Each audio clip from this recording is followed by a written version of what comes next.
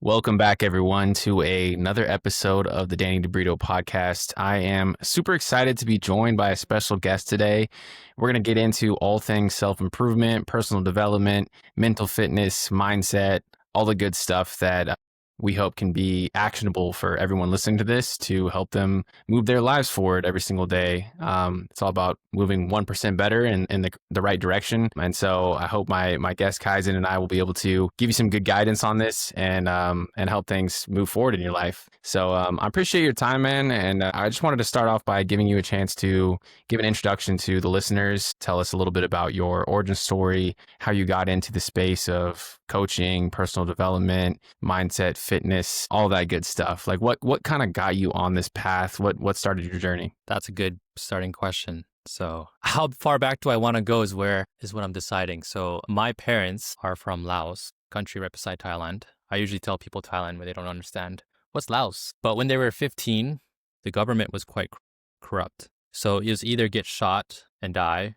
or die of starvation. So at night, my parents and my uncle set up a plan to escape. So they swam across the Mekong River full of crocodiles at night. The guards were there and heard all this, started shooting at them. Midway through, my uncle got, what do you call it when it's cold? Hypothermia. Hypothermia, yeah. Yeah, and he's just like, leave me behind, man, I'm done. My dad's like, no, I got you. Put him on the back, and they made it to a Thai refugee camp. Eventually, they got married there, and then sponsored to Canada, in Winnipeg, so murder capital of Canada.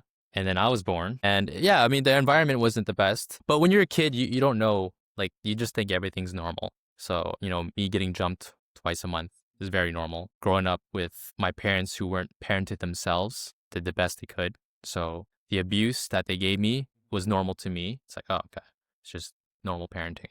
For me, there was always a challenge. Going to school was a challenge to escape these muggers. So the mindset was already there. It was like, things are hard, being a son is hard.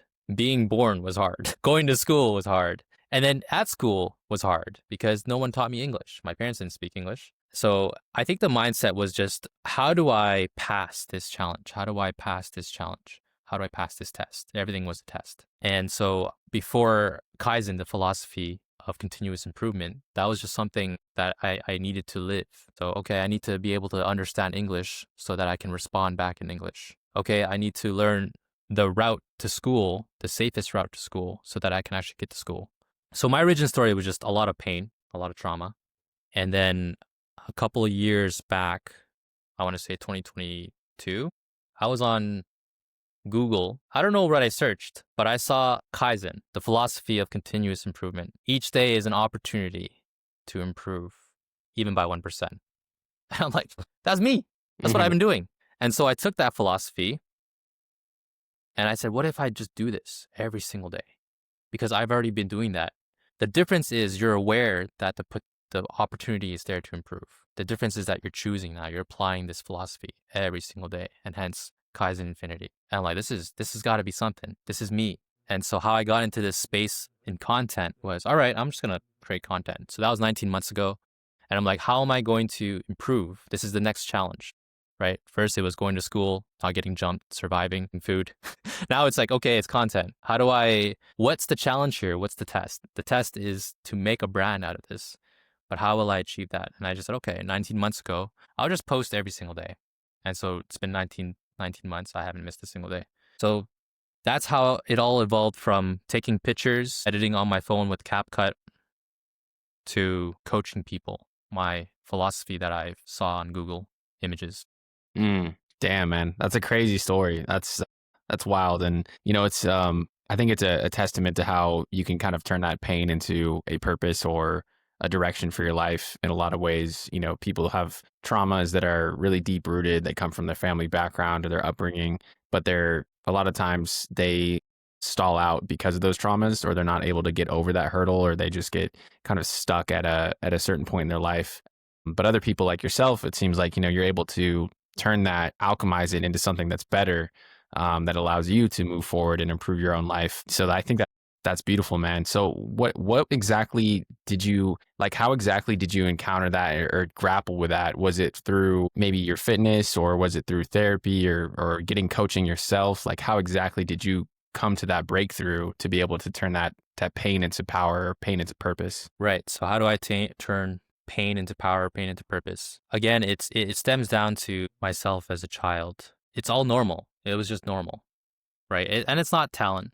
People think it's talent. It's the same. It's just doing the reps. So it was a desire to fit in to the world around me. And if it was like, say, I hung around gangsters and I wanted to be gangster, what's the challenge there? What's the test there? Like you got to prove yourself or whatever, get initiated. But when I was 3, I wanted to play outside like any kid would at some point. They would want to play outside. And my dad goes, here, it's an adult size skip rope. Mm, Once you know how to skip, you can play outside. So it's just a test, right? And I'm like, okay, so this is the test now. To play outside, I got to learn how to skip. And I'm like maybe 2 feet tall, and this skip rope is like 10 times my size. I crushed it, obviously. I'm like, okay, I learned how to skip. Can I play outside now? It's like after you finish this word search. So another test. And I didn't know how to read at the time. So it was pattern recognition. So it's just like, I want to play outside. Am I allowed to? Yes, actually, you are. You're allowed to do whatever you want. It's just that there's work first. And so as a child, my parents, whether you see it as abuse or not, they already gave me this structure of, if you want something, you can have it. This is the work required to do it. And whether that is a skip rope or just investing 5-10 years of your life, that's just the work. And so when it comes to pain, yes, it was frustrating to skip an adult sized skip rope. Yes, it was frustrating to not know how to read, but I wanted to play outside. As a kid, that's all I cared about. So I just recognized, oh, this is the letter A, and then the next letter is M. And I just recognized the pattern, and I finished it. And my dad was like, what the hell? And then he went into his pocket and just gave me just his change, money. And I'm like, whoa, I don't even know how much this is. But he was rewarding me for being able to complete a word search and not being able to read. And then I went to play outside. And I'm like, this is easy, man. What's the next challenge? So you could see it as pain, sure. But any pain that doesn't kill you only makes you stronger, right? So cliche. You can endure all if you want, right? It's just a matter of, are you willing to endure it? Yeah.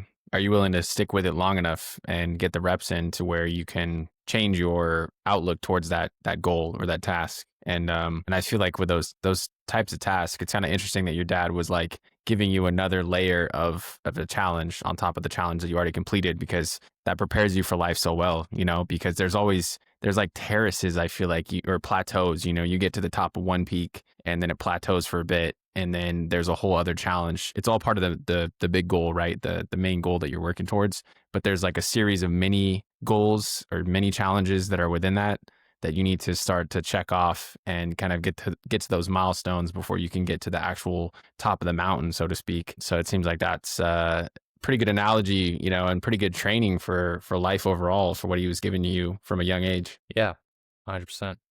That's rad, man. That's rad. So yeah, you're talking about your brand is Kaizen Infinity, right? That's the whole overarching brand, and it captures everything, the philosophy, continuous self-improvement, your coaching practice. I see that you've been making clothing as well that represent this. I think it's so sick, man. The name itself is just, it's got that it factor to it that just draws you in. So I think that's on point, man. Are there other Thank you. pieces of Kaizen Infinity that people might not know about, if they see you on social media or they hear what you talk about? Is there another layer to it that you might want to dive into, or that you are hoping to get to later down the line? Maybe that's a part of your business if you're trying to expand into a certain industry or something. Is there something unknown about it that's under the surface, I guess? Oh, you're asking for the secrets. Ah, yeah, the secret sauce, man.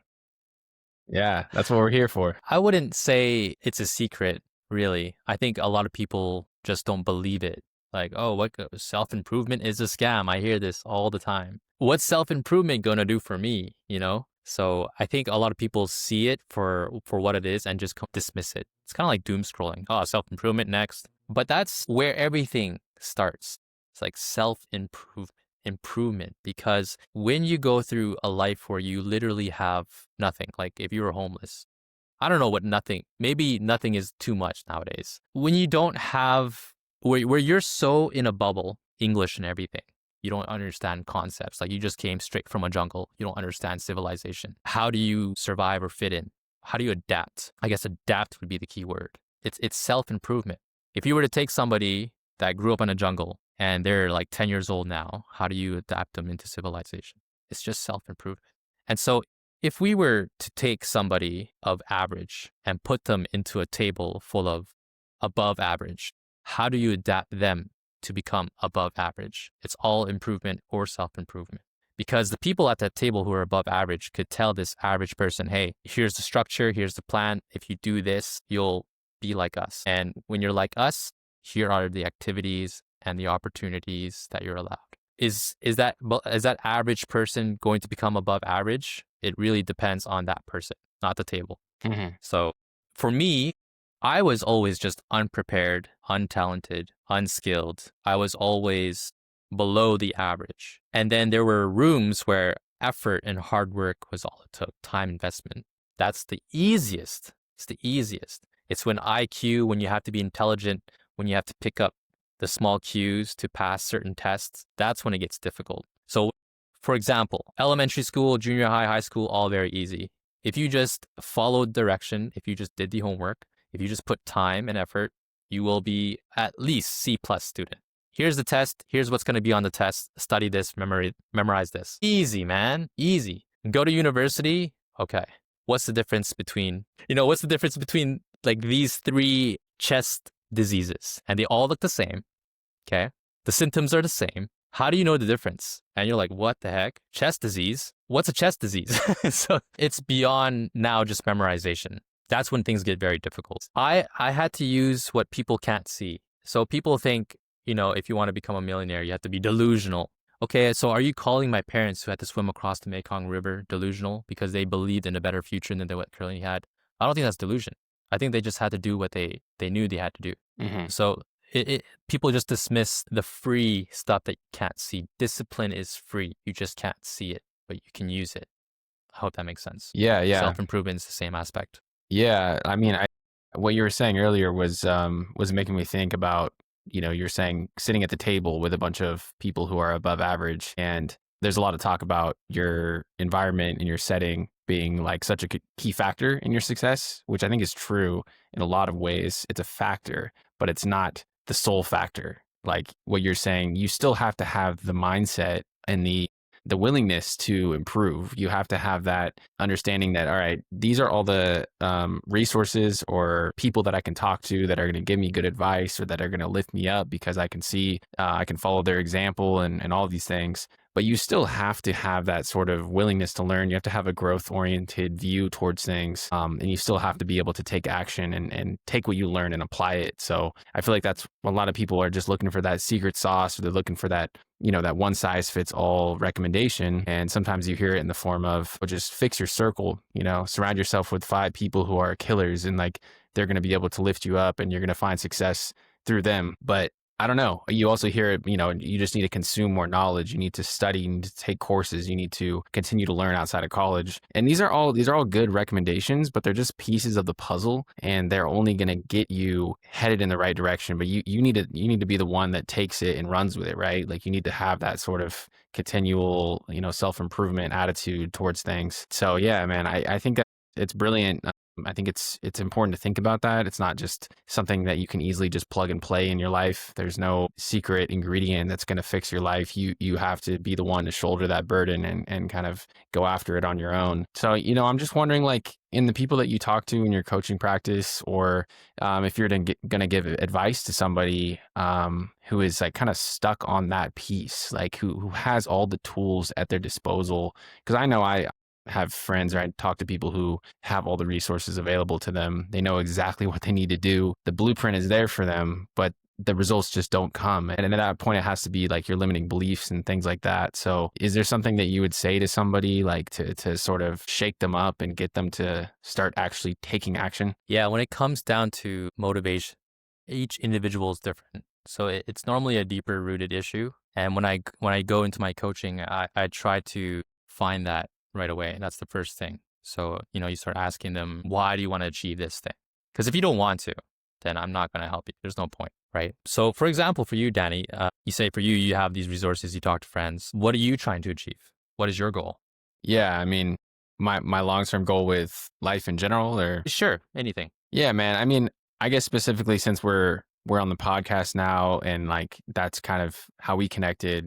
I mean, my goal is to help as many young people, particularly people who were in my shoe or, people whose shoes I was in a few years back, help them get on that course towards finding a fulfilling life, finding a life that makes them happy and satisfies them, where they wake up excited to do the work that needs to be done. Yeah. Hmm. That's kind of my overarching purpose and like why I feel so passionate about this kind of stuff. Yeah, and clearly you're doing a very good job. Like the podcast, the way you speak.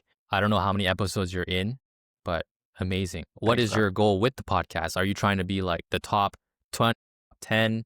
Yeah, I mean, aim for the stars, right? Like definitely like having the number one podcast in the world. Like I don't see why. I read this book actually by Dan Martell. You might have read it, Buy Back Your Time. And I read that recently and the last chapter was like talking about not selling yourself short with your big goals. Like why not have a really, really massive goal that you could sink your teeth into instead of something very minimal like I want to just have like 100 plays per episode per month. I mean, that's a small micro goal that'll get you to that bigger goal, but also like you got to have that big North Star to like go after. You know what I mean? 100%. And so what would you say is your big North Star? Yeah, man. I mean, just to be able to help, like, I don't know if I want to assign like a specific number to it right now. I don't know if anything comes to mind, but like my North Star would be like to really directly help people and to see that tangibly affecting their lives, like to be able to help them level up. I think you're already doing that, to be honest. Thanks, man. I hope So so. yeah, I mean, when Dan Martell says dream big, he means like something that you cannot obtain at the very moment. Yeah, So if you're already doing a partial of it, you got to aim even higher. it's true. So like, Yeah. so like number one podcast, Danny DeBrito, like number one, like that's it. You're not settling for second. It's number one. And so when I coach my clients, I get them to really dream big beyond what they think they can achieve. Because as a child, what I thought I could achieve was just a normal full-time job. That was my future. Like this is the best I can ever do. Just a normal full-time job. And I'm like, well, what if I could do one better? Because, like that there's no way that's my future. So I'm like, how about a career? Yeah, that sounds good. Like my life would change if I had a career. And so I got it. I got a career. Cool. I hit the goal and now I'm here. So my lesson is it's not that you aim too high and you miss, right? It's that you aim too small and you hit it. And Yeah. then what? So I always, when I coach my clients, I try to dig deeper because they're telling themselves a goal that they know deep down they can already achieve. All they've done is that they've expanded the timeline. Oh, this is something I could do, and I'll eventually hit it in 5 years. But how about this is something that I'm not sure I can even accomplish or it's even possible? And how long is it going to take? So there's a level of uncertainty, almost a level of impossible for them. And that's how high they need to aim. So what's the one step that you would take towards that North Star now? And now you're on the right direction. Yeah, So a man. lot of people aim for so low that it's so irrelevant. They wake up and they're like, yeah, I can hit that if I wanted to in like 3 years. So why wake up right now in such a sense of urgency when I know I can hit this goal, right? So if you wake up to a goal, to a purpose that you're not sure you can complete and you bet your life on it, then you have no choice but to really aim high and set standards that gets you uncomfortable. Yeah. Spot on, man. I mean, you can end up in a box when you achieve those smaller goals too. Like, you get that little dopamine rush of like chasing after something, achieving it, and then you're like, all right, my work here is done. I met my goal, and it can be like pencils down, like I'm done. I'm done with this, and then you kind of stagnate in a lot of ways. And I think that's super important what you're saying, man. You need to aim high. You need to aim to that point where you're at the edge of what you think is possible, right? Like not something that, oh, I know I can do this if I just crank away at it, if I get the reps in, if I talk to the right people and I put the right resources into it. Something that's really at that threshold of like, maybe this is not even possible. Maybe it is. And you know, we're going to find out on this journey. And, you know, I think that's one thing that like starting this podcast taught me in a lot of ways was time management. You know, I do this, I have a full-time job, so I'm doing this on the side, but also I have other things that I like, you know, I focus on with fitness, with my friends, you know, relationships, everything that goes into life, of course. But it's taught me that like there's more hours available to you in the day than you really think there are. And like you just need to find a way to balance that better. And a lot of times we just think, oh man, this is already hard. So like how am I possibly going to take on another 2 hours a day of work on a side project? But then you shift some things around, you wake up earlier, you stay up later, whatever it is, and then you realize like, holy shit, I can actually do this. Like this is actually within my capabilities. And then that's your new threshold, that's your new baseline. So yeah, I think it's very important what you're saying, man. It's crucial for people to not set these kind of irrelevant goals for themselves, right? Who said it? The quote, "Nothing is impossible to the man that will try." Was it like Alexander the Great or something? Yeah, that one, I'm not familiar with that one, but that's a Nothing bar. is impossible to the man that will try, or the person that will try, and which is completely true. Because when you look at me as a child and the environment that I was in, you would be like, "This kid's doomed. Hmm. This guy's cooked, man." Yeah. And so you really do have to push the boundaries of what you think is possible. Hmm. Otherwise, you won't achieve anything. You know, the goals that you set for yourself, you know, are hard. I'm thinking this is not possible. And the people that actually set those goals and truly believe they can achieve those goals are the ones that actually do. Wow. Hmm. Surprise. So most of the times when people set goals, they set goals that they know they can achieve. And at some point along the road, they're like, if I achieve it, it's not going to change my life. So the comfort, the distractions, I think I like this better. I think I like this better. So if I set a goal, say, if I hit this goal, I will never have to work a single day in my life. And then here I am being comfortable, but also still working every single day of my life. That goal that is attaching my desires of not wanting to work a single day in my life is still pulling me forward towards that goal. So when people set goals, they set a goal where it's hard, but also not worth it, Hmm. because the level of comfort that we have these days, where we have everything at the palm of our hand, the dopamine, right? We can just pull up, play a video game, watch a movie, pornography, everything just in the palm of our hands. So you're competing against a level of comfort now where your goals have to be very enriching and worth it. So set really big goals, set impossible goals even. And if the majority of people do this, then you start to create less of like, what do you call it? Like groups. There's this thing going on where everybody's competing against each other. But if everybody just set a higher standard, now we're all on the same path and collaborating, rather than this guy's an outlier trying to shoot for the impossible. You know, everybody's trying to cut each other's knees, backstab each other. It's crazy. Hmm. So that's my Yeah. take on it. Yeah, yeah. If you're working to improve yourself, you're kind of like inwardly focused, right? You're not necessarily worried about what the next man is doing or comparing yourself to them, and having that sort of negative, toxic competition part of it. When you're just competing with yourself, you're just one foot in front of the other, 1% better every day, and then you know eventually will get to where you need to be, regardless of what everybody else is doing. Like, obviously, there's people that are going to be 10x ahead of you. There's going to be people that are slightly behind you, but there's infinite resources. I like to think of it as, I like to view it as abundant, the world entirely. So there's not really a need to just be trying to compete with people for these small wins, when that's something that you have control over in your own life, and that's really it, right? You don't have control over what other people are doing. You can't necessarily influence them dramatically, maybe slightly, but not in the way that's going to change your life. So you just have to keep grinding on your own path. I think the ego part too, with setting small goals, I think what you were saying made me think about how your ego can kind of come in and take control over that scenario, where like your ego doesn't want to be offended or hurt by you not achieving the goal. So you're like, you feel compelled to set something that's achievable, that you can knock down within a certain time frame. And it's sort of like a preservation thing, where you don't want to have that negative feeling of like, oh, I let myself down, or I told people that I was going to achieve this goal, and then I ended up not even being able to get close to it. So do you wrestle with that a little bit, like your ego being attached to some of your goals or some of your journey at all, the things that you're working on? I know everyone has a little bit of that, but I'm just curious how it plays out in your own life. Yeah, great question. When it comes to ego, personally, I don't think I have one.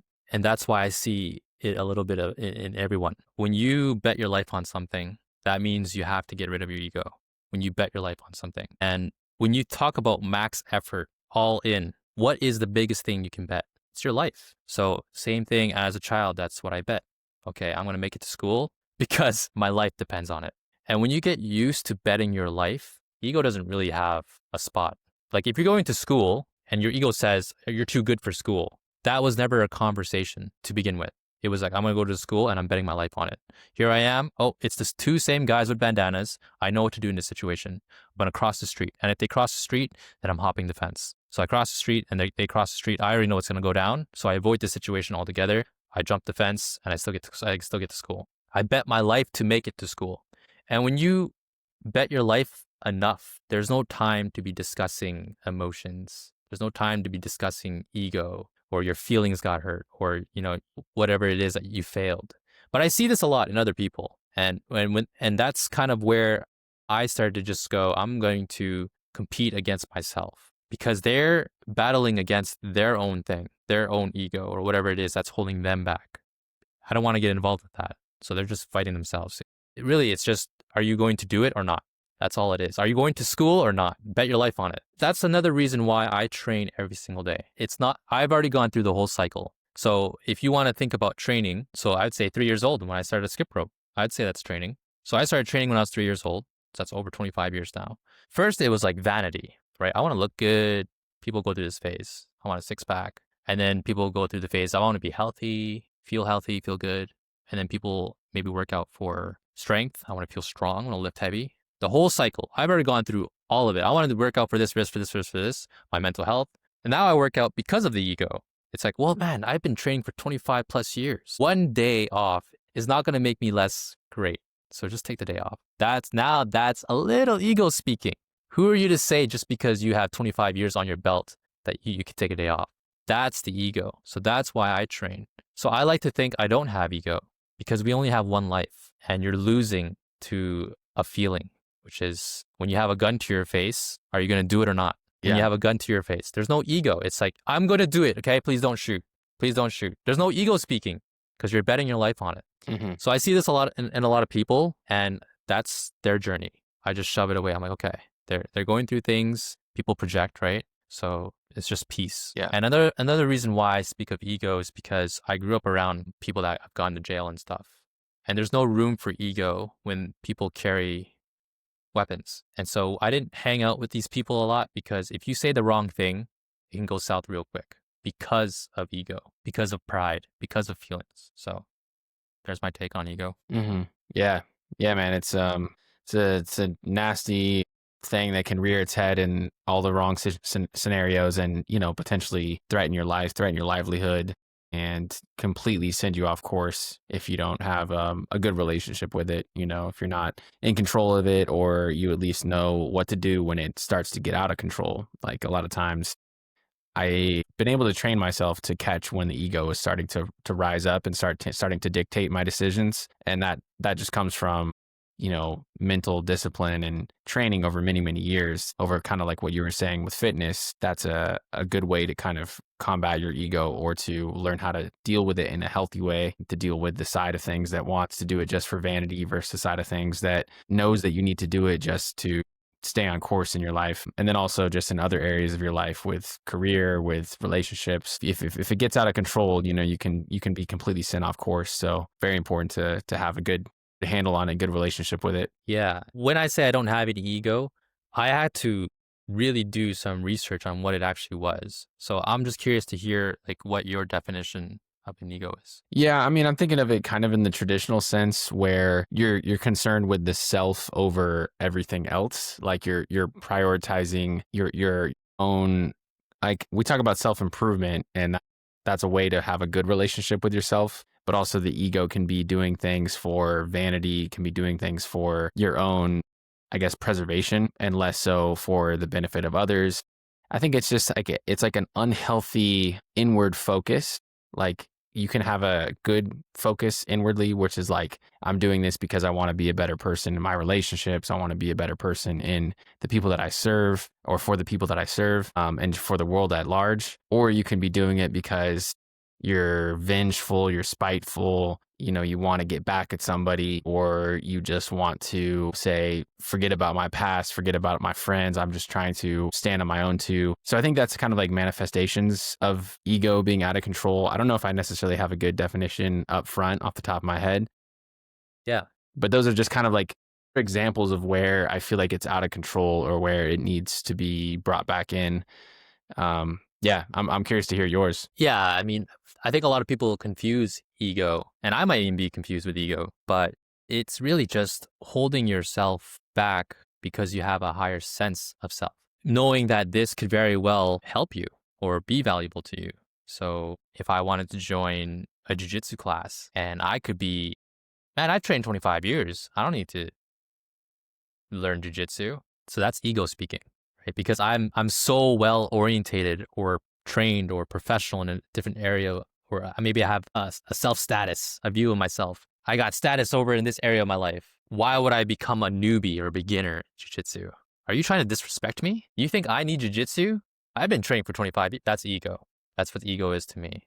I think the ability to always be a beginner at anything, and the perspective of sucking or being bad at something comes from an ego. I know it's, if you live long enough, when you first do something, it's not talent. You've just never done it before. You got these Filipinos that are super good at singing, and you're like, all Filipinos could sing so well.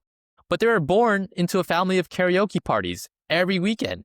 And so they just naturally sung when they were 2 or 3 years old. That's not talent. They just started younger where you didn't see those reps. And so the perspective of someone sucking or being good at the very start isn't talent. It's just they've done reps somewhere else. Like, I can speak 2 languages, and when it comes to learning a third language, like I've learned a little bit of French, Spanish, I just pick it up quickly.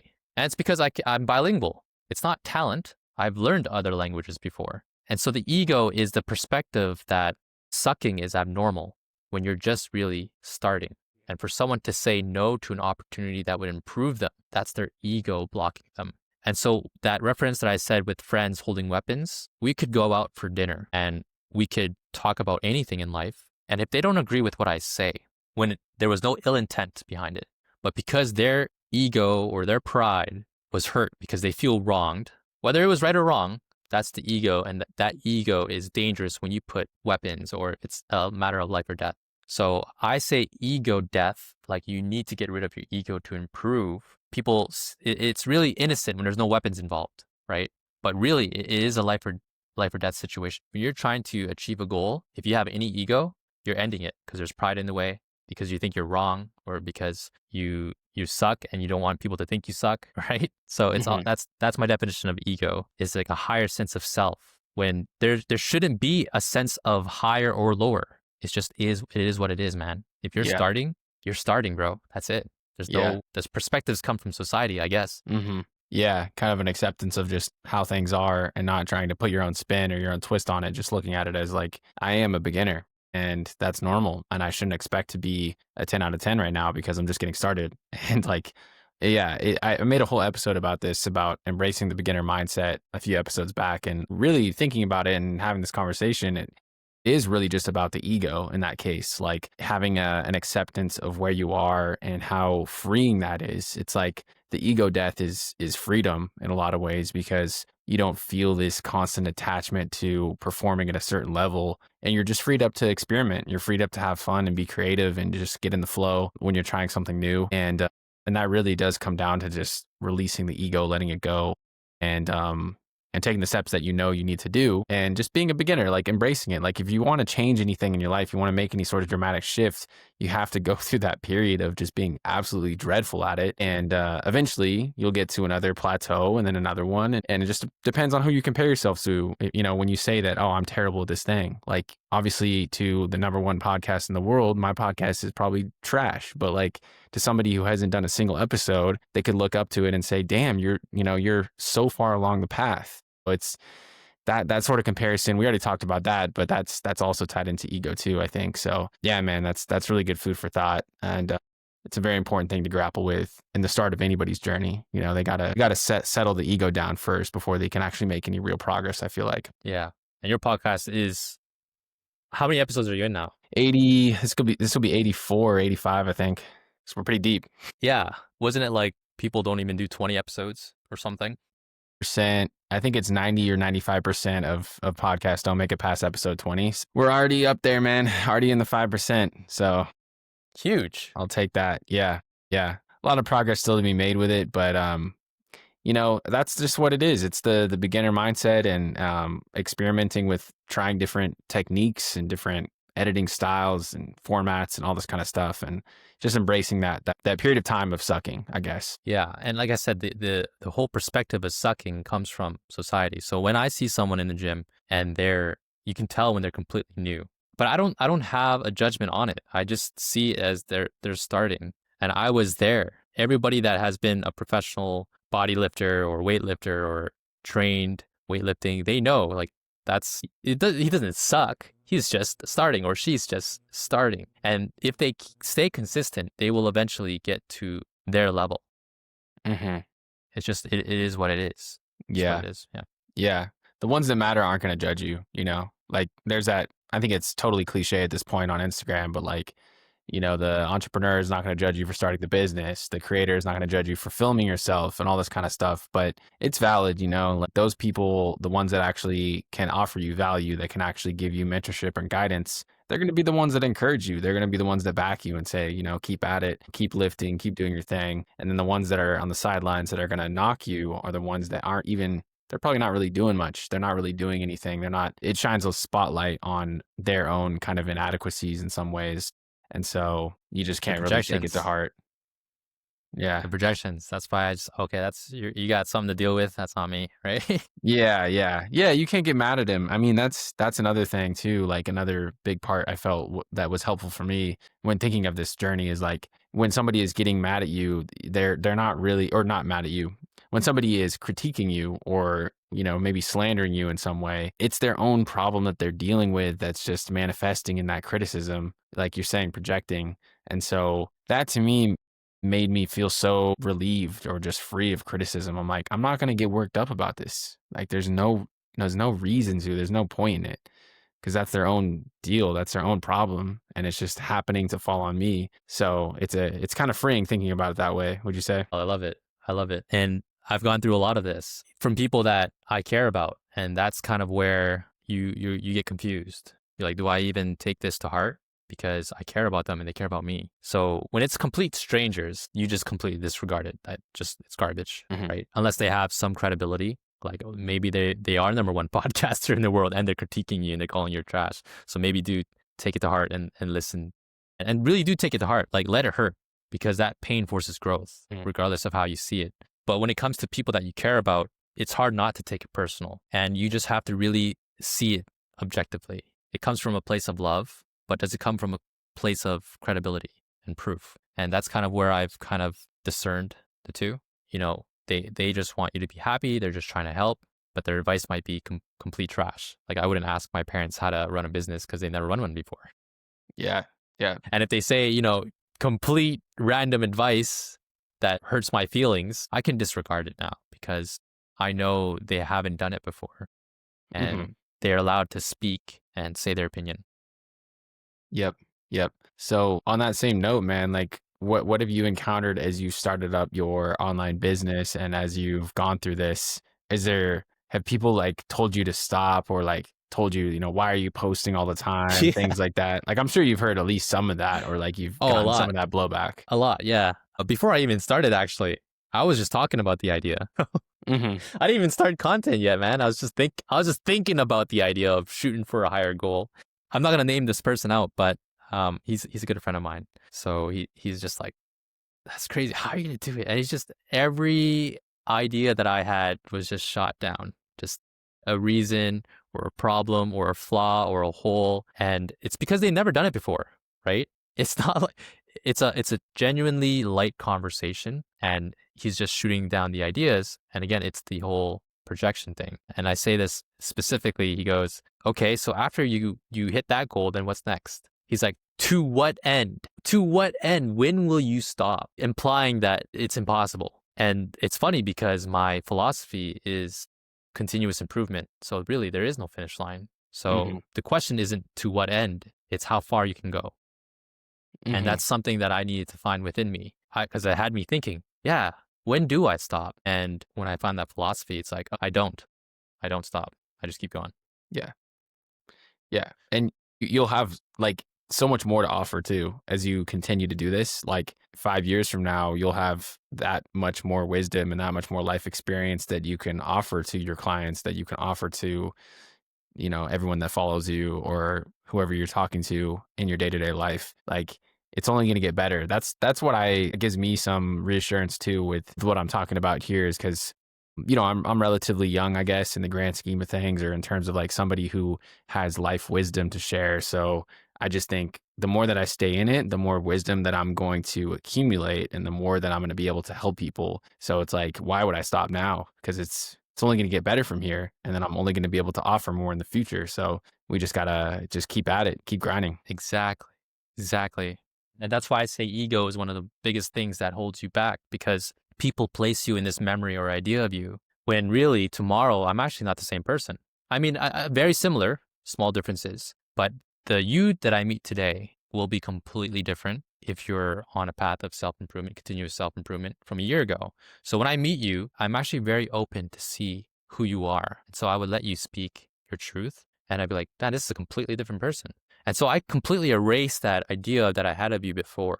And that's the reason why you should become a beginner in whatever it is that you're trying to do, because that beginner is temporary.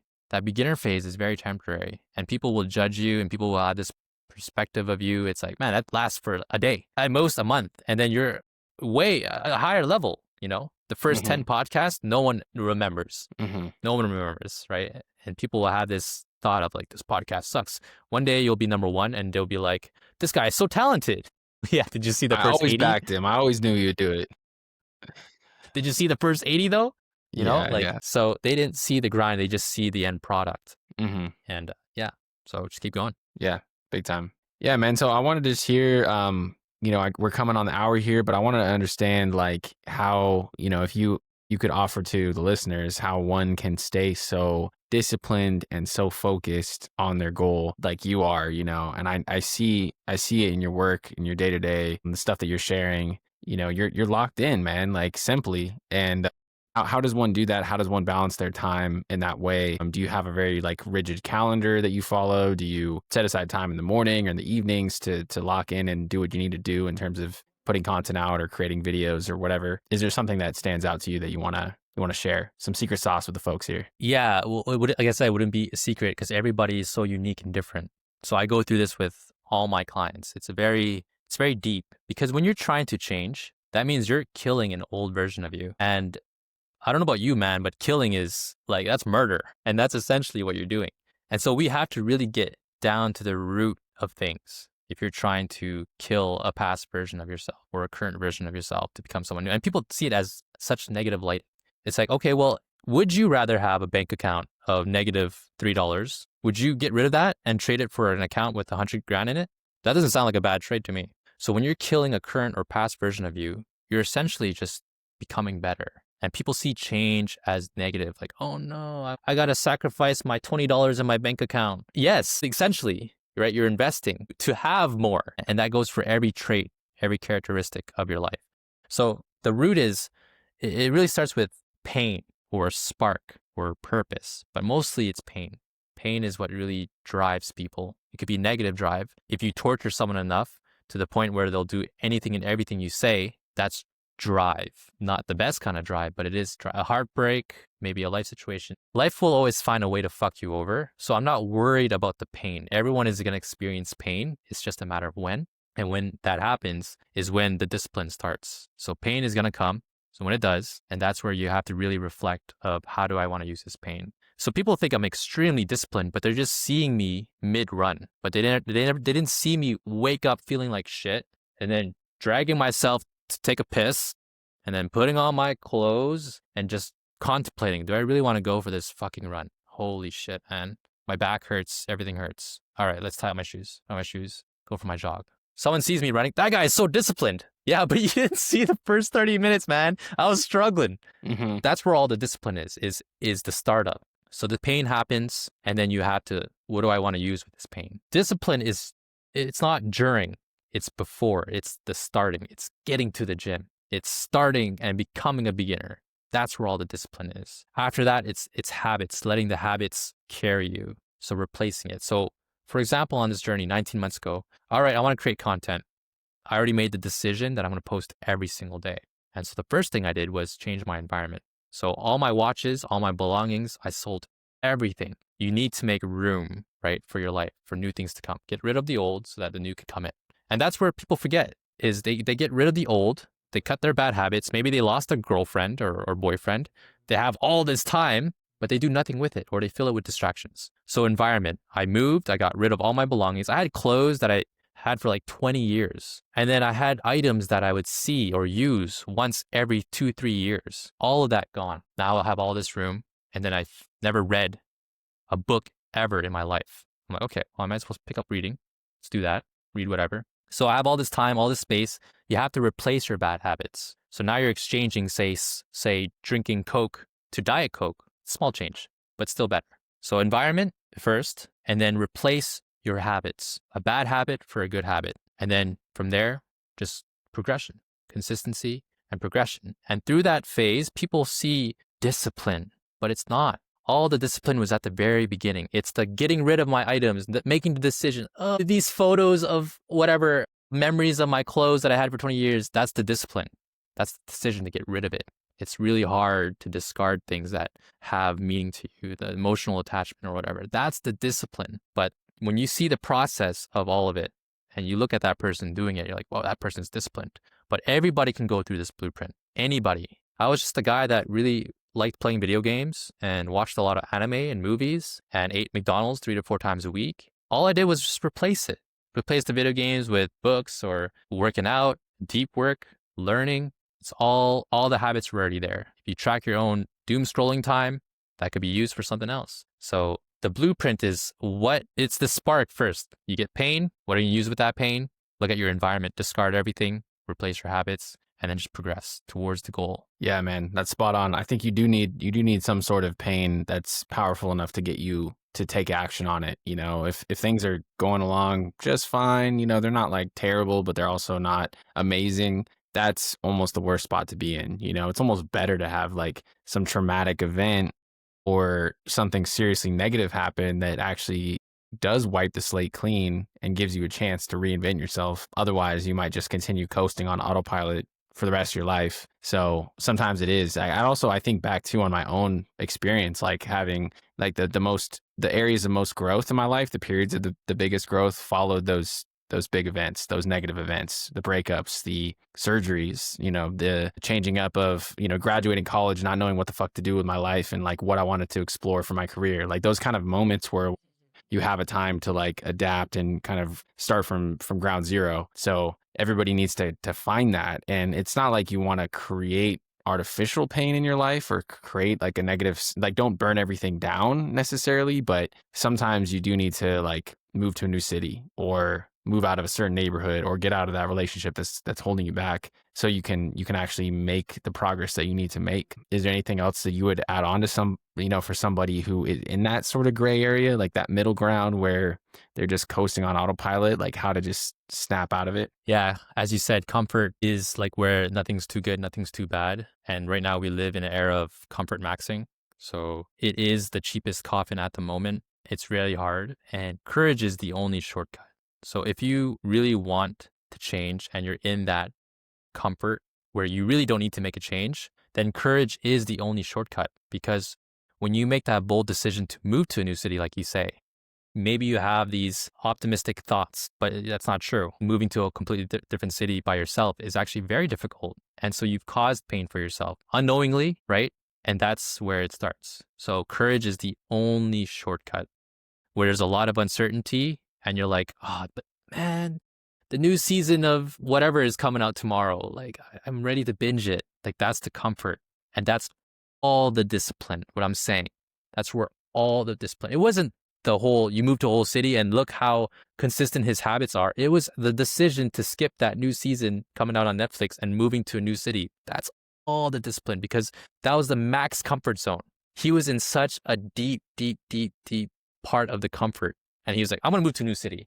That takes so much courage, so much spontaneity and brave to like, you were actually good in a good spot. And they go to a new city. They're like, why the hell did I do this to myself? But you have all this pain now. Make something of it. Yeah. Yeah. It's rare when you hear someone say, like, moving to that new city was the worst decision I've ever made. Like, it's almost always like changing my environment was the most beneficial thing I could have done for myself. Like, you hear that time and time again. Like, someone's like, changed my circle. I got all these new opportunities and I started from, I started brand new. So I think that is kind of the shortcut too. Like you're saying, courage is it's what you need to even get started on that path. But there are a few things that, can jumpstart it, right? Like if you have the courage to even take that leap, that's a really, really straightforward way to just get right to the point, burn everything down and start from ground zero. So yeah, I think that's spot on, man. So Kaizen, man, I appreciate you, man. I appreciate the conversation today. I think we've covered a lot of ground here today. And like, I think there's so many gems in there for people to take away and apply in their lives. Is there something that you would leave the listeners with, maybe any sort of last bit of advice or even just where to find you, how to connect with you, all of that stuff? Yeah, when it comes to advice, I never had any role models. So people take advice when they need it. They need to hear what they need to hear. But if I were to give any one piece of advice is to just endure. My camera. Yeah. So the advice that I would give out to my viewers, sorry, my camera died. No worries. Clearly my camera can't endure, but that's what it is. That one word is to endure. You can find me on Instagram at Kaizen Infinity. That's about it, really. Perfect, man. Well, yeah, I appreciate your time, and everybody go tap in with Kaizen, check out what he's doing. The work he's doing is incredible. The advice, the motivation that you can get from just viewing his posts and viewing his messaging is on point. So I encourage everyone to go check him out. And once again, man, appreciate your time, and we'll stay connected. Thank you so much, Danny. Really enjoyed being on the podcast. All right. Talk to you soon.